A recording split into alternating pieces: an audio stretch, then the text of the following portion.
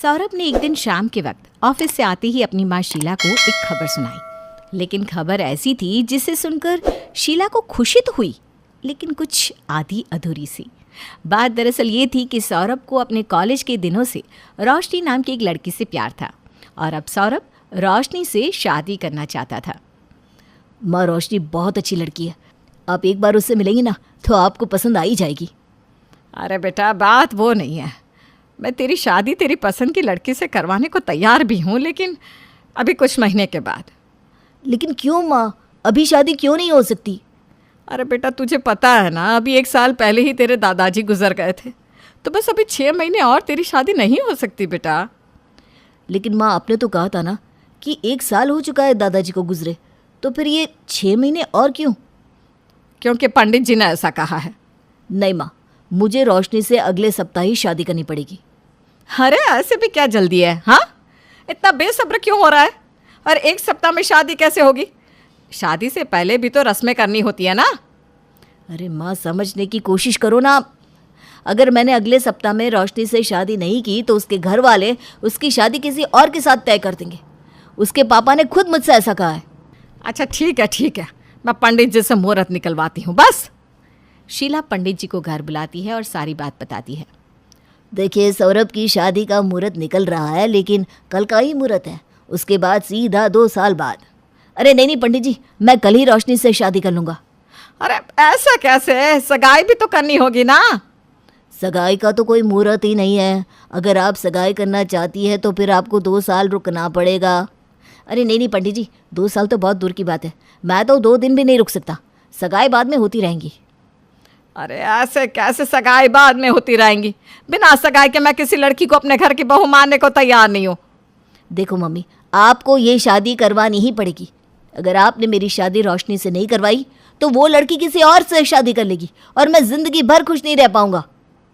आखिर सौरभ की जिद करने पर शीला ने सौरभ और रोशनी की शादी करवा दी, लेकिन उसे उन दोनों की सगाई करने का वक्त नहीं मिला।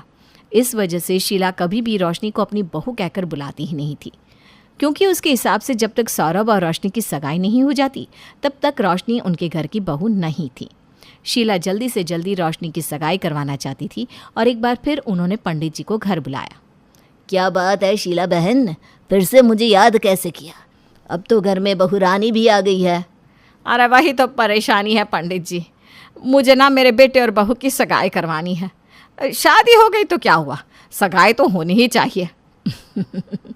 वैसे बात तो आपकी ठीक है, लाइए अभी मुहूर्त निकलवा देता हूँ।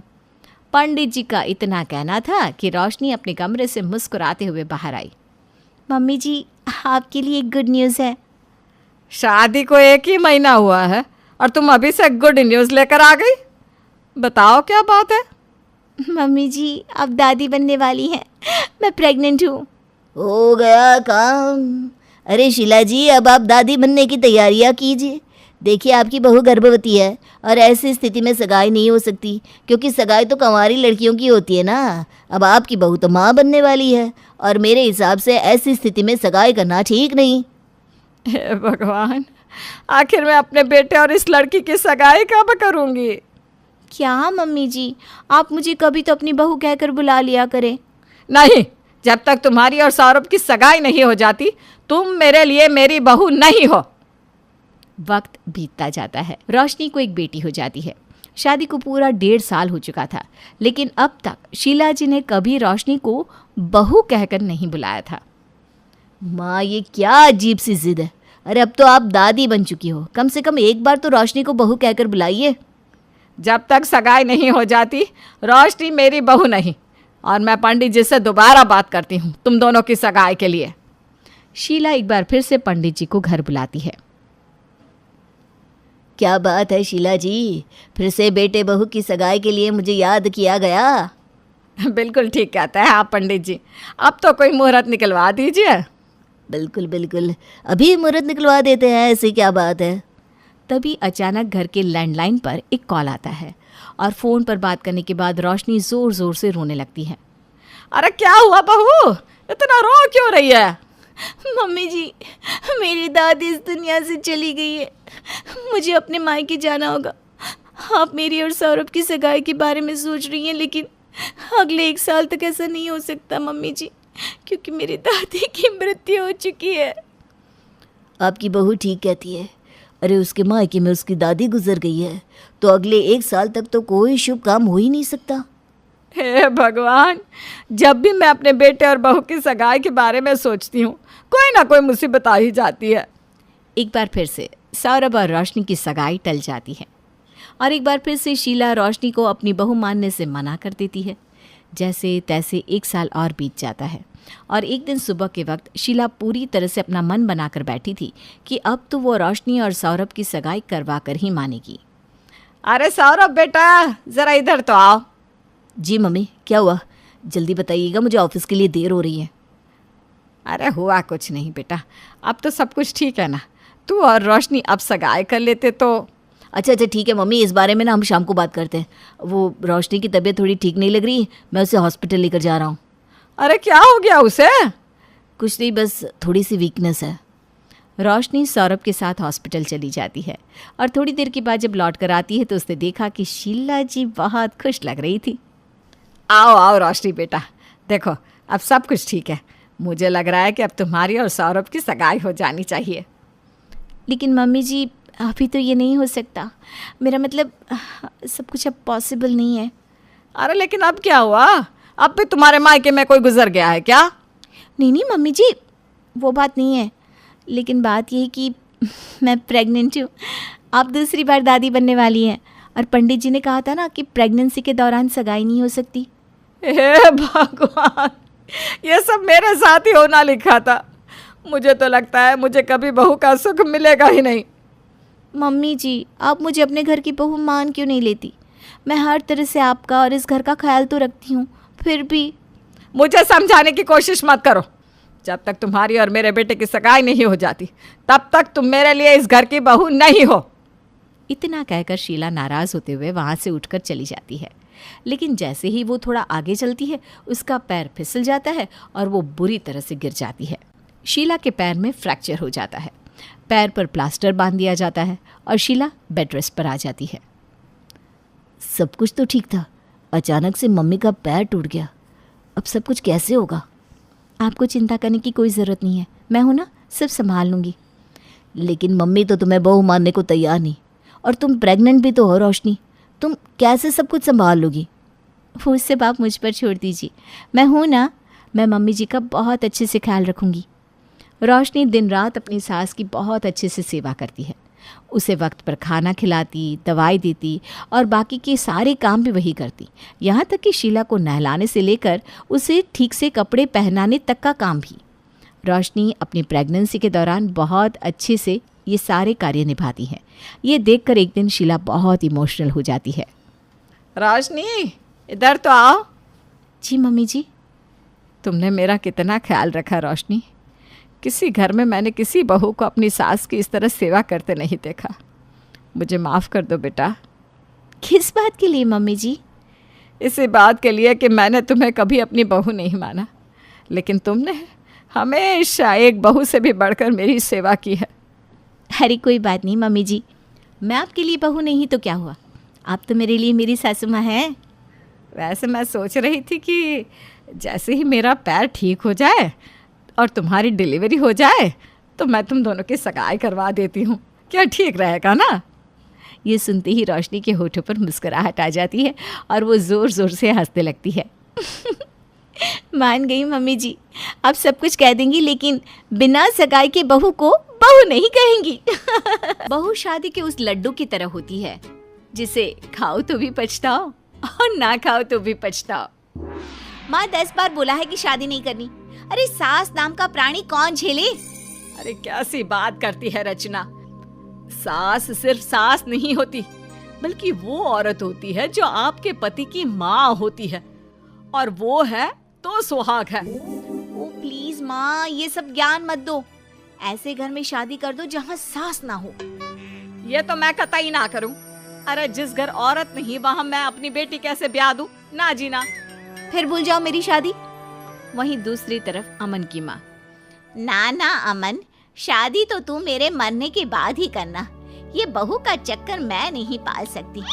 अच्छी खासी जिंदगी का भट्टा बिठा देती है ये औरतें, जिनका नाम बहू होता है। पर माँ शादी की उम्र होती है, और क्योंकि मुझे शादी करनी है मैं ये थोड़ी ना चाहूंगा कि तुम मर जाए। कैसी बात करती है माँ? देख अमन, या तो मेरी बात मान या घर छोड़कर जा, मुझे पैसे देते रहना। माँ ऐसी बातें मत कर, मैं तेरे बिना नहीं रह सकता हूँ। देख ले भाई, कोई म्यूचुअल अंडरस्टैंडिंग में आ जाए तो ठीक है, वरना। माँ तू तो मेरी है, लेकिन सोच तेरी ऐसी है जैसे मैं अपने बच्चों के लिए रखता हूँ। म्यूचुअल अंडरस्टैंडिंग में शादी,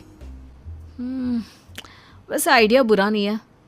कुछ दिन बीतते हैं। फिर एक रोज अमन की माँ के पास रचना की माँ आती है। बहन जी सुना, आप लोग बेटे की शादी करने को देख रहे हो। मेरी भी बेटी है। आपकी बेटी क्या करती है? दोनों के बीच सारी बात होती है और फिर देखिए, लड़की तो पूरी मेरे जैसी है। उसे सास से डर लगता है और मुझे बहू से।